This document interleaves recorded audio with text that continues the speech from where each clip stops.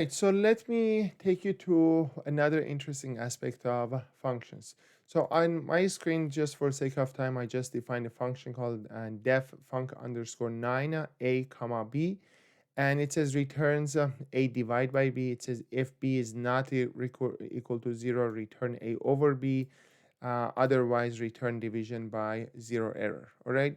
So let's call this function. I'm going to call that func underscore 9 at 3 comma 2. So this should technically return 1.5, right? 1.5. So it's working. And one last time, func underscore 9 at 1 comma 0, and it's going to say division by 0 error. So this is working.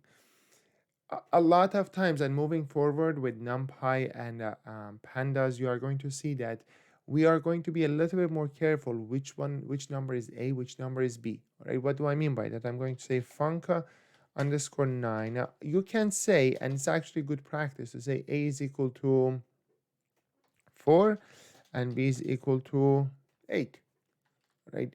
And it is going to say it's 4 over 8.5.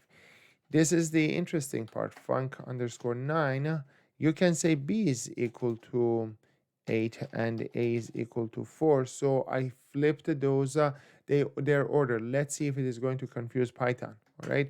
And still it says 0.5. It does not confuse Python. So whenever you get a chance, try to use this notation. Try to be as specific as possible, because it just makes your life easier and other people who read your code a lot more easier. You just make your code a lot more readable.